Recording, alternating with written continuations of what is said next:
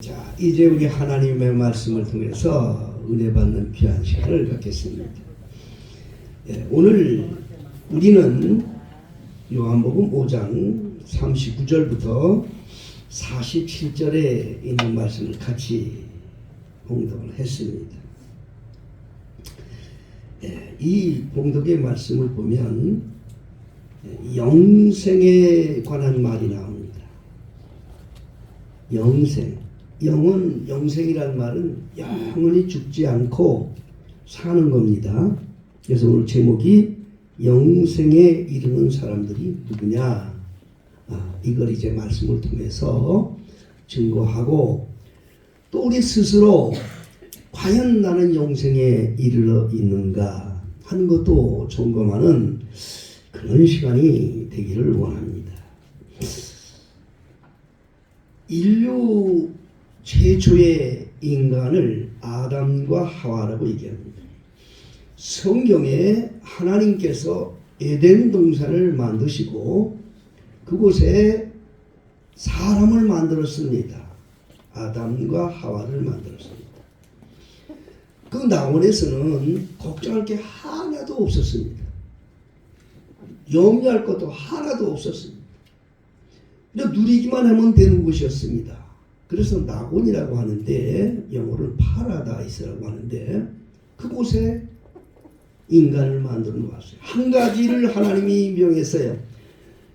그것은 하나님의 큰 섭리와 뜻을 위해서 준비한 것이지만, 에덴 동산 안에 있는 선악과는 먹지 마라. 요거 하나만 남겨놓고 마음대로 하게 만들었어요. 벌거벗고 살아도 부끄럽지 않은 삶이었어요.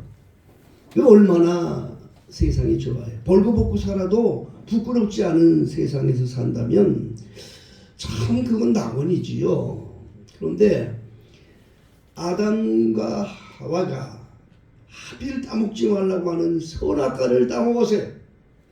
그래서 인류 최초로 하나님 앞에서의 범죄하는 일을 행했지요. 하나님이 실수한 거 아닙니다, 여러분. 성경을 전체로 보면 그것도 역시 하나님의 섭리 가운데 다 만드신 거였어요. 왜냐하면 하나님은 이 세상을 마지막에 멸망시키려고 한 거기 때문에 태초부터 이 세상을 하나님이 멸망을 시키려고 하나님이 창조한 거예요. 그 멸망하기 위해서 많은 피조물을 만드시는데, 그 중에 이 인류를 멸망시킬 수 있는 피조물 중에 가장 유일하게 쓸 수 있는 피조물이 인간이었어요. 그래서 인간을 통해서 이걸 일을 시작합니다. 그래서 이 선악과를 따먹고 인간들에게 찾아온 세 가지의 변화가 있습니다. 선악과를 먹음으로 찾아온 거예요, 여러분. 먹기 전에는 이게 필요 없었는데 선악과를 먹음으로 찾아온 세 가지 조건인데, 첫째 조건은 뭐냐? 선악과를 따먹고 나니까 아담과 하와에게 변화가 생겼어요. 무슨 변화냐? 옷을 벗고 살아도 부끄럽지 않았는데 선악과를 먹고 나니까 벌거벗은 것을 알게 됐어. 부끄러워. 그래서 그때부터 그걸 가리기 위해서 무화과 나무를 꺾어서 치마를 만들어 입었더라 하는 말씀이 성경에 있습니다. 이건 뭔지 아십니까? 선악과를 먹음으로 인간들에게 찾아온 첫째 조건은 뭔가 하니, 자기를 위해서 이 하나님이 만드는 자연을 파괴하는 범죄자가 시작된 거예요. 여러분, 이 세상이 좋지요? 얼마나 발전해 가고 있어요? 과학이고 모든 게 발전하고 있어요. 사람 좋게 만들고 있어요. 자기들이 자기 생활을 좋게 하려고 만들어가고 있어요. 그게 어디서부터 시작됐느냐? 하나님이 만들어놓은 자연을 파괴하고 자기의 몸을 가리기 위해서, 자기의 유익을 위해서 이 자연 만물을 파괴하기 시작했던 아담 하와의 그 욕심서부터 시작된 거예요. 인간들이 들어가는 자연 만물은 다 파괴가 돼요. 어디든지 인간이 들어가면 다 그냥 더러워지고, 인간이 들어가면 파괴되고 말해요. 마침내 이 세상이 멸망하는데, 그것은 무엇 때문에 멸망하느냐? 인간들의 욕심에 의해서 이 세상이 멸망으로 떨어진다는 걸 여러분 아셔야 돼요. 두 번째로 선악과를 먹음으로 인간들의 찾아온 두 번째 조건은 무용관이 심판을 위해서, 마지막에 우리 영혼도 심판을 받잖아요. 심판, 죽으면 다 여러분 끝나는 게 아니에요. 여러분들 영혼은 반드시 심판을 받아요. 하나님 말씀이 되어 있어요. 영혼은 없어지는 게 아니기 때문에 그 영혼의 심판을 위해서 부활의 몸으로 바꿔줬어요. 그건 하나님이 직접 명하신 거예요.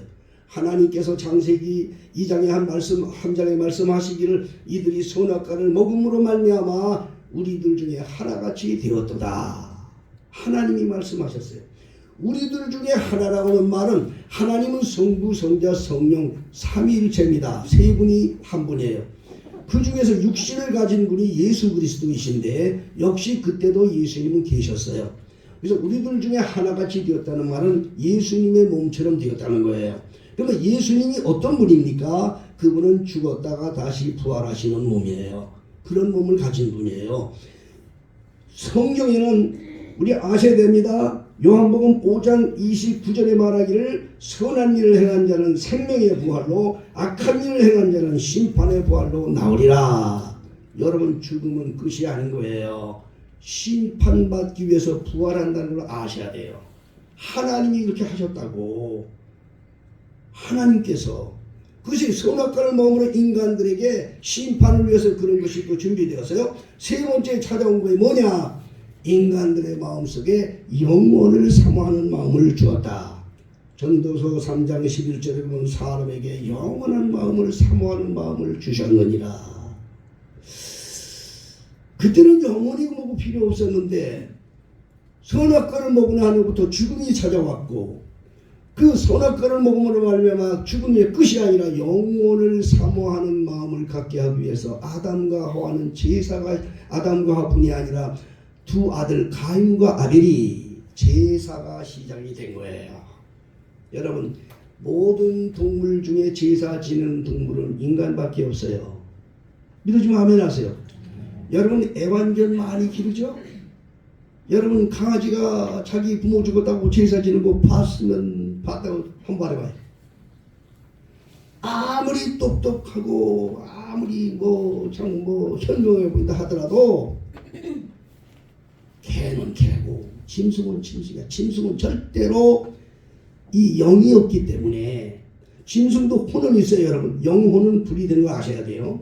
혼은 있어요. 짐승도. 그런데 영이 없어요. 여러분 이걸 알아야 돼요. 짐승하고 사람하고는 달라요. 그래서 이 영이 영혼을 사모하는 마음을 주고 누구든지 다 있는 거예요.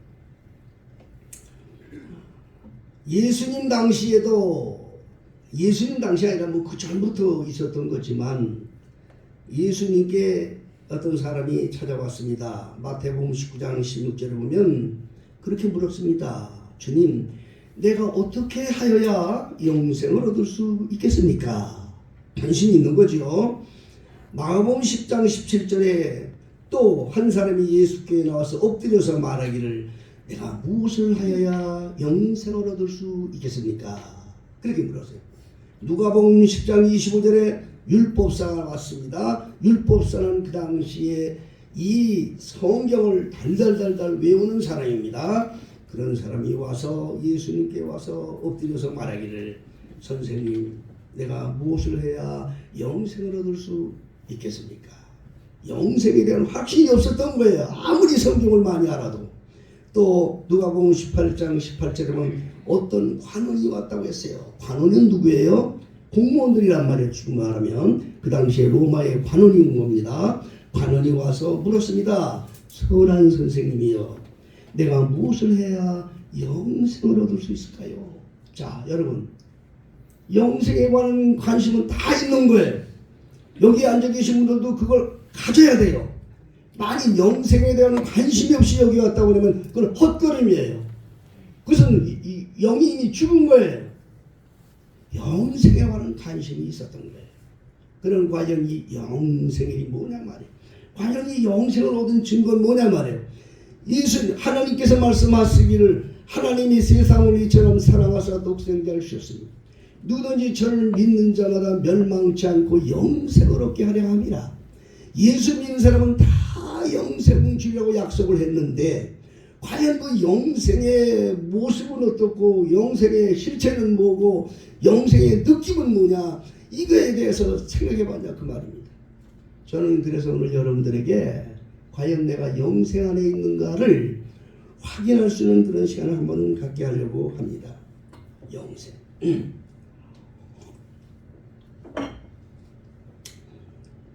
여러분, 영생 얻은 사람의 가장 특징 하나만 제가 설명해 드릴게요. 영생을 진심으로 얻고 영생 안에 거한 사람은 영원히 평안한 겁니다, 여러분. 영원히 평안해요. 영원히 불안해면 영생에 거하지 못하는 사람이에요. 그러니까 영원히 평안합니다. 로마서 14장 17절에 보면 하나님의 나라는 먹고 마시는 데 있는 게 아니라 이 말이에요. 의와 평강과 희락이라. 세상에서 잘 먹고 뻐지근하게 상처 넘고 이게 천국이 아니고 하늘나라는 의와 평강과 희락이 넘치는 것이 하늘나라라 그 말이에요. 그러니까 여러분, 하늘나라는 죽어서만 가는 게 아니에요. 이 땅에서도 하나님의 나라를 느끼며 사는 사람이 영생 얻은 사람이야. 그 사람이 누구냐? 영원히 평안한 사람이에요. 골로새서 3장 15절에 보면 그리스도의 평강이 너희 마음을 주장하게 하라. 이를 위해서 너희가 부르심을 받았느니라. 이거 부름받은 목적은 내 영혼을 평안하게 하며 불렀는데 내가 평안이 없어. 그 믿는다고 해도 이건 잘못 믿고 있는 거야. 영혼이 평안해야 돼. 응? 데살로니가 후서 3장 16절에 보면 평강의 주께서 친히 너희를 인도하여 주시리라. 평강의 주께서, 예수님은 그 평강이거든요. 예수님은 그 평강이라고요. 그러니까 그 평강이 내게 넘쳐야 이 사람은 예수 안에 있는 사람이고, 평강이 영혼에 평안한 사람이 영생에 있는 사람이란 말이에요. 그러니까 여러분, 지금 내가 과연 세상을 살아가면서 내 영혼이 평안한가? 아니야. 어딘가 나는 그래도 뭔가 근심이 있어, 걱정이 있어. 그러면 아직 영생에 거하지 못한 사람이에요. 입으로는 예수를 믿었지만 아직 예수와 함께 있는 사람이 아니야. 늘 우리 성도들에게 제가 말씀드립니다. 입으로 이만 주여 주여 하는 예수 이름을 부르는 종교인은 절대 천국 가지 못합니다. 예수와 함께 사는 사람이 천국 갑니다. 예수와 함께 사는 그리스도인이 천국 가는 거예요. 이게 성경은 가르쳐주고 있어요. 그럼 예수님과 함께 사는 사람은 그 영혼이 아주 평안하다. 그러면 여러분, 영혼의 평안은 어디서 오느냐? 첫째로 그 영혼이 평안한 누군가니 예수 안에서 정말 믿음으로 죄의 문제를 해결받은 자가 영혼이 평안합니다. 여러분, 사람이 죽을 때요, 반드시 영이 있기 때문에 죽을 때 이 죄의 문제를 해결하지 못하는 사람은 죽을 때 고통스러워요. 왜냐? 그것 때문에 악령이 오니까. 사람이 죽으면 천사가 둘이 온다고 말씀드렸잖아요. 예. 저는 이걸 죽어봤기 때문에 체험을 해요. 죽어봤기 때문에. 사람이 죽으면 영혼이 둘이 와요. 천국으로 인도하는 천사가 오고 지옥으로 가는 저승사자가 온다고요. 저승사자는 무서운 거예요. 지옥으로 가는 거니까. 그런데 예수 안에서 예수의 피가 있고 성령 안에 살던 사람은 아예 오지도 않아, 사단이. 천사와 더불어 천국에 갑니다. 근데 두 천사가 시체를 놓고 싸웠다는 게 유다서 1장에 있습니다. 모세의 시체를 놓고 그 하늘의 천사와 사단이 싸웠습니다. 그걸 가지고 제가 깜짝 놀란 거예요. 그런데 이 죄 문제를 해결하는데 여러분 이 죄 문제를 어떻게 해결해요? 죄는 두 가지가 있어요. 무슨 죄가 있느냐? 원죄와 자범죄가 있어요. 원죄라고 하는 것은 조상들에 의해서 피에 의해서 내려오는 죄를 말하는 거예요. 여러분 유전자라는 말 많이 들어보죠? 유전자라는 말은 조상들의 피를 타고 내려온 그러한 요소를 유전자라고 얘기하는 거예요. 조상들의 피만 오는 것이 아니라 죄가 같이 내려오는 거예요. 조상들이 지은 죄가 그대로 자손들에게 내려오는 거예요. 그걸 원죄라고 해요. 그래서 우리 인간들은 살아서 아무리 지가 깨끗하게 산 것 같아도 조상들이 지은 죄가 있기 때문에 벗어날 수가 없어요. 예? 두 번째 죄는 무슨냐? 자범죄라는 거 있어요. 그건 조상들이 지은 죄에다가 자기는 또 세상에 또 죄를 또죠. 그게 자범죄야. 그게 우리는 죄의 덩어리야. 인간은 죄가 없는 사람이 하나도 없어. 믿습니까? 율법 수백 가지의 율법이 있습니다. 그 많은 율법이 있는데 그 중에 한 가지만이라도 범죄하면 그 죄인이야. 그래 안 그래요? 율법으로는 그래서 구원받을 수가 없어. 율법으로는 절대 구원받을 사람이 하나도 없어. 다 죄인이야. 그런데 말입니다. 예수 안에 와서 예수 안에 있는 사람은 그 죄는 죄가 없다라고 주님이 말씀하셔.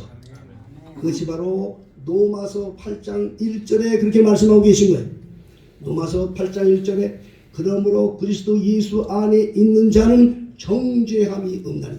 이 정죄함이 없다는 말은 죄를 죄로 말하지 않는다는 거예요. 주님께서 예수 안에 있는 사람은 죄를 죄로 여기지 아니하느니 이는 모든 죄의 죄의 율법에 죄여서 해방시켰다 이 말이에요. 그리고 그게 복음인 거예요, 여러분. 예수 안에 들어오면 정말 예수 안에 살면요 하나님께서 죄를 여기지 않아. 죄를 죄라고 말하지 않아. 그런데 이거를 못해. 우리 인간들은 무슨 죄를 졌더라도 하나님 앞에 오면 해결됩니다. 예수님이 말씀하셨어요. 사람의 모든 죄, 어떤 죄가 돼도 다 용서해 준다고 그랬어요. 한 가지 죄만 빼놓고 뭐냐? 예수님을 거절하는 죄. 그것만 빼놓고는 무슨 죄를 져도 싹 해결돼. 주님 앞에 오면, 예수 안에만 들어오면, 예수 안에만 회개하고 돌아오면 끝내. 믿습니까?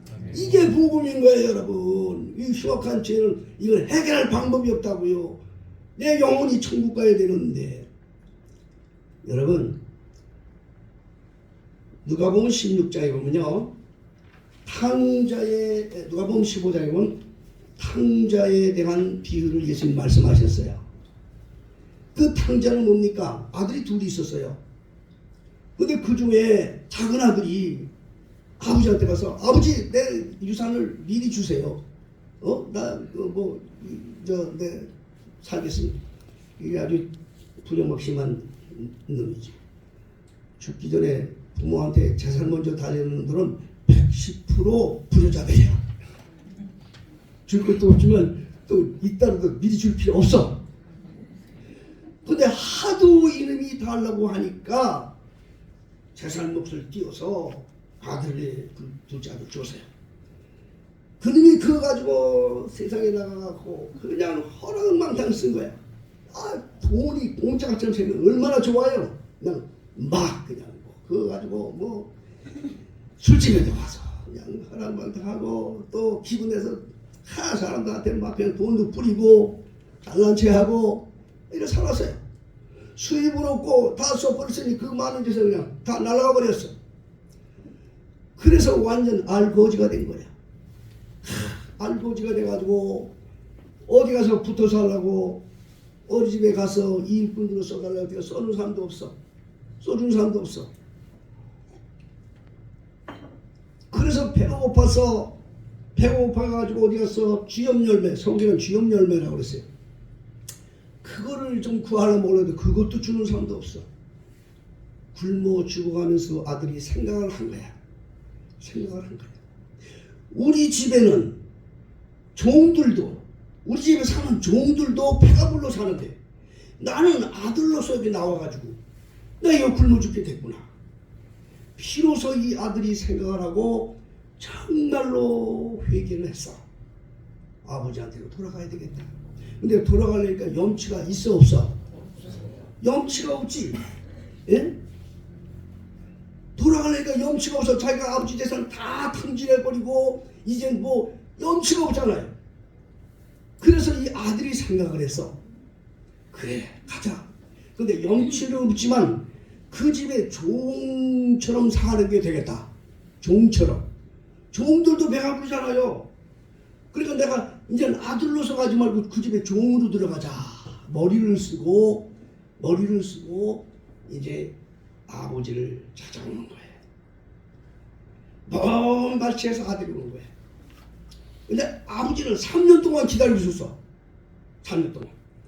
근데 이 생색이 그냥 완전히 쬐쬐해가지고 얼굴이 그냥 뭐 별별일 없이 됐단 말이야. 그런데 아버지는 아들을 보아. 다른 사람들은 걔 누군지도 몰라. 근데 아버지는 그 아들을 본 거야. 여러분이 아무리 행색이 어렵다 하더라도, 여러분이 아무리 발버둥 치고 아버지 하나님을 외면한다 하더라도 하나님은 여러분을 아시고 계십니다. 여러분을 불쌍히 여기시고 계십니다.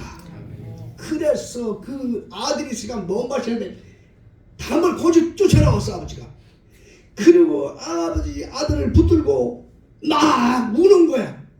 그런데 아들이 고백하는 거야. 아버지, 내가 하나님 앞에 또 아버지 앞에 엄청나게 죄인입니다. 나는 감히 아버지한테 아버지하고 부를 자격이 없는 사람입니다. 아버지 집에 있는 종의 한 사람으로 여겨 주시옵소서. 그걸 그렇게 하고 왔으니까. 그런데 아버지가 뭐라지 아세요? 이놈아, 네가 왜 종이야? 너는 내 아들이야. 내 아들이야. 나는 죄인인데요, 아버지. 네가 왜 죄인이야? 너 죄 없어. 아버지가 죄 없다고 그러는데 왜 내가 죄인이냐고 그러냐고. 예수 안에 있는 사람들은 좀 이걸 아셔야 돼요. 예수 안에서 너 죄인이 아니다라고 주님 말씀하는데 왜 내가 죄인이라고 얘기하냐고. 예수 안에만 들어오면 다 해결된다는 얘기야. 아버지한테 오니까 죄로 보지 않아. 아버지는 거기다가 반지를 끼워줬어. 반지까지 끼워줬어. 반지는 아들의 권위를 입혀주는 거야. 반지를 끼워줬어. 그뿐이 아니라 또 그냥 좋은 옷 도사 입히고 신도 시켜주고 그냥 아주 그냥 깨끗한 아들 만들고 큰 그냥 소를 그냥 잡아서 그냥 잔치 동네 사람들을 불러서 막 잔치라고 그러는 거야. 큰 아들이 백화점에서 딱 나다 보니까 이거 뭔 소리가 막 집에 들리거든. 그런데 소문이 듣기를 당신 동생 왔어, 동생. 그런데 이 사람이 뿔따고 와놨어. 아니 나는 항상 아버지 곁에서 그냥 섬기고 그랬는데 말이야. 나는 그냥 내가 있을 때는 말이야 요만한 병아리 새끼도 한 마리 안 잡아주고 그러더니 말이야. 에? 아니 어떻게 저 아버지 재산 다 탕진하고 나가서 말이야 그 버릇새끼 사는 저놈을 이렇게 해준단 말이야. 그러니까 뿔이 나가지고 집에 안 들어간다. 그러니까 아버지가 쫓아서 또 그 아들을 달래내. 참 부모들은 죄가 많아. 또 달래내. 야, 네 동생은 죽었다가 산 사람이다. 그래, 내가 이 죽었다 온 동생을 이렇게 해주는 게 마땅하지 않냐? 여러분, 이게 바로 하나님 사랑이야. 예수 안에만 오면 싹 해결되는 거야. 예수 안에는 무슨 죄라도 내가 주님 앞에 아버지여 나는 죄인입니다. 이 말 한마디만 하면 없어. 죄를 죄로 보지 않아. 그래서 예수 안에서 평안을 누리고 행복을 누리게 되는 거예요. 내 영혼이 정말 평안을 누리고 이 땅에서 행복하고 하늘나라에 갈 수 있는 영혼은 이 죄의 문제를 그리스도 안에서 믿음으로 해결받는 성도가 천국에 갑니다. 모두 이렇게 되기를 주의로 축복합니다. 두 번째는 누가 정말 평강을 누리냐? 예수 안에 거한 사람이 평강한 거예요. 예수 안에 거한 사람. 그러면 예수 안에 거한 게 뭐냐? 이건 무슨 말인가요? 세상의 풍파가 와도 이 풍파를 두려워하지 않고 내가 예수 안에서 항상 찬양하는 성도가 돼야 돼. 오늘도 우리 요한나 연들이 나서 찬양하세 아주 멋있게 찬양을 했는데, 우리가 정말 예수 안에서 평안을 누리는 이 찬양이야말로 행복한 찬양이거든요. 그런데 여러분, 하나님께서 세상을 창조하고 사람들이 이렇게 많아지니까 죄악이 과해요. 그래서 하나님께서 이걸 물로 다 쓸어 죽이겠다 생각하고 창세기 6장에 보면 하나님이 노아에게 방주를 만들어서 그 방주 안에 노아의 8 식구하고 또 모든 동식물들, 짝진 동식물들 들여놓고 세상을 물로 쓸어 버리셨어요.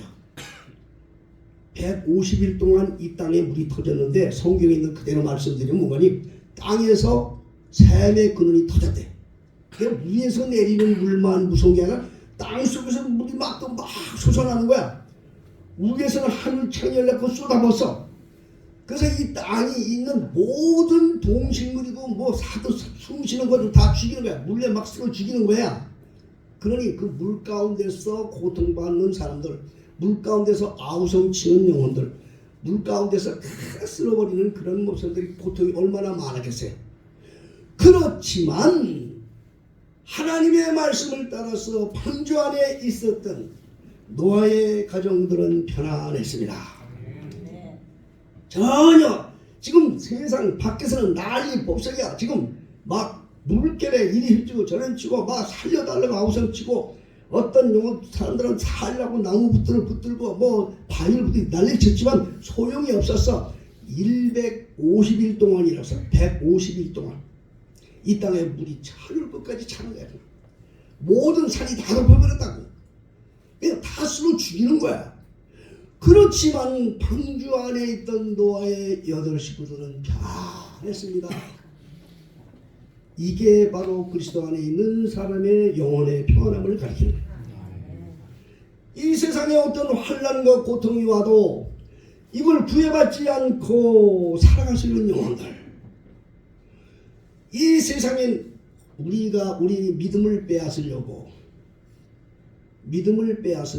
마귀들이 주는 역사는요 3가지예요. 3가지.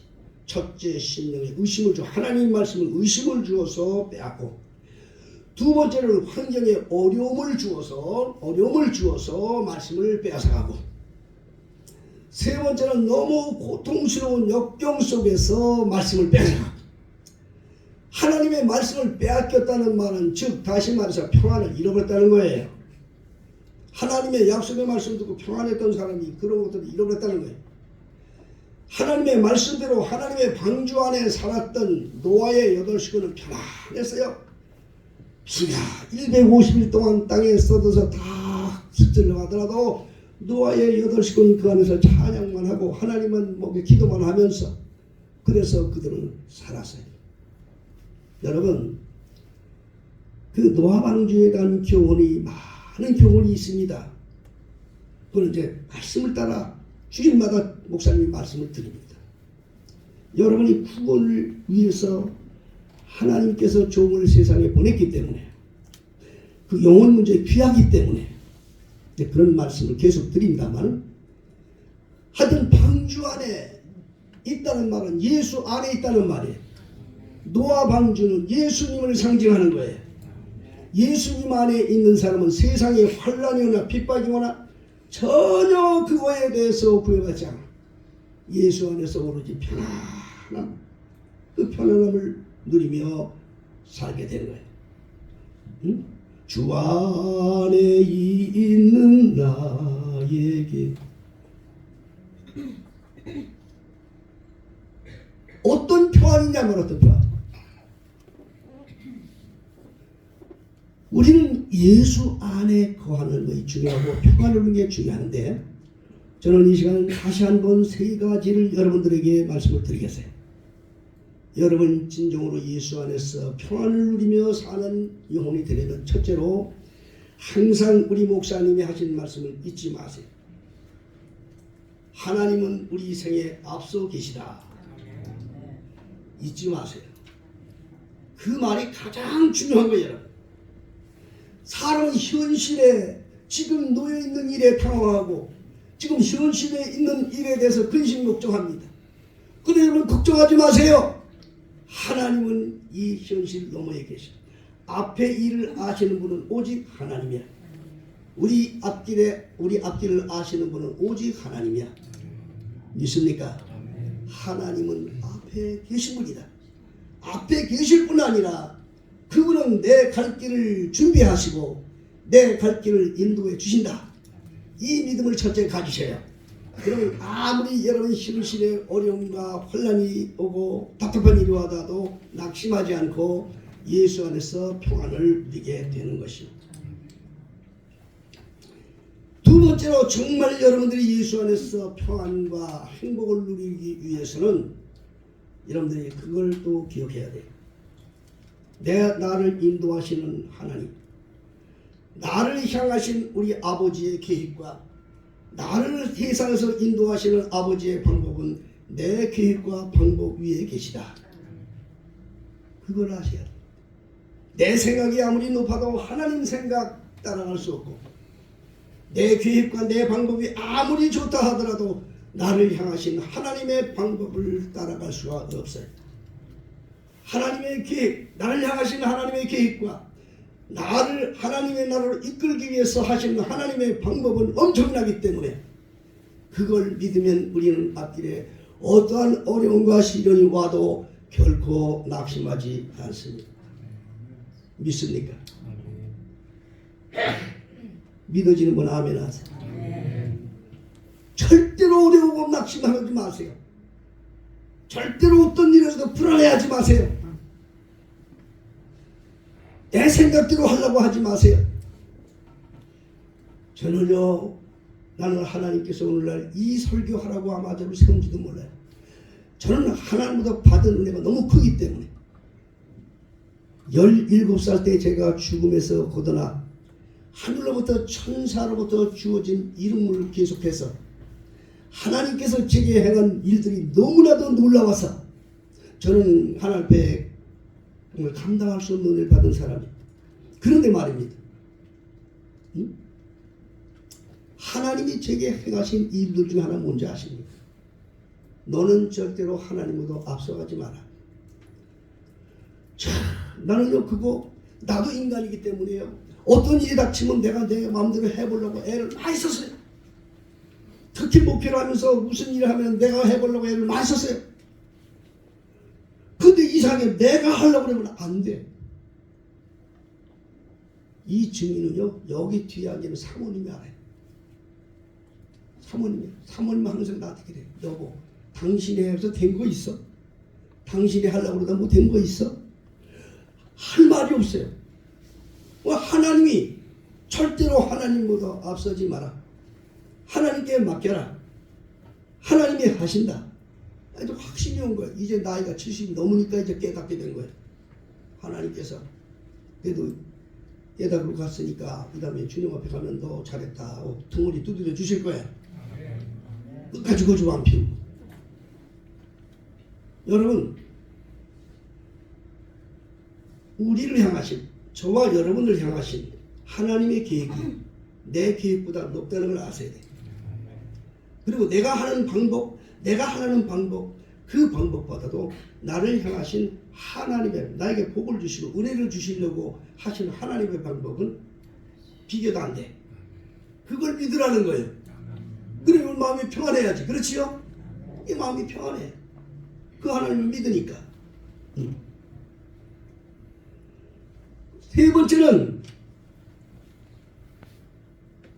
하나님 앞에 모든 걸 맡길 수 있는 그런 믿음을 가지고 됩니다. 맡겨라. 이 성경에 보면요, 하나님의 말씀은요 맡기라는 거예요. 뭐라고요? 맡기라. 시편 37편 5절에 보면 내 길을 여호와께 맡기라. 그리하면 저와 이루시고 네 의를 빛같이 나타내시리라. 길을 맡기라. 근데 못 맡기죠. 자기가 해보려고 그러죠. 맡긴다는 말은 무슨 말인지 아셔야 돼요, 여러분. 먼저 하나님을 찾는 게 중요해. 하나님 찾는 걸 뒤로 하고 내 방법대로 하려면 안 돼. 하나님의 백성은 먼저 하나님 앞에 인정을 받아야 돼. 근데 하나님 앞에 인정을 안 받고 그 세상 사람들, 지옥으로 갈 사람들은 내버려둬요. 그런데 하나님의 백성들은 하나님 앞에 먼저 인정을 받고 하나님에게만 먼저 할 일을 하면 뒤에 일은 하나님이 책임져 주신다는 거예요. 그게 하나님의 약속. 시편 55편 22절에는 내 집을 여호와께 맡겨라. 응? 하나님께서 너를 붙드시고 너의 모든 것을 영영 평안함으로 인도해 주시리라. 응? 베드로전서 5장 7절에 보면 너희 염려를 주께 맡겨라. 이는 저가 너희를 권고하심이라. 이거 다 맡기라는 말이에요. 맡기라는. 잠언 16장 3절에는 너희 행사를 여호와께 맡겨라. 그래야만 너희 경영하는 것이 이루리라. 근데 우리 인간들이 하나님이 눈에 안 보이니까 이걸 못하죠. 2단계로 들어가야 돼요. 하나님의 놀라운 은혜, 사람들이 하는 것하고는 전혀 달라요. 우리는 아무리 퍼고 아무리 해봐도 우리가 걷어모으는 이 호미로 걷어들이는 수밖에 없어요. 그런데 하나님이 주시는 것은 포크레인으로 쏟아 부는 거야. 하나님의 축복은 포크레인으로 쏟아 부시는 거야.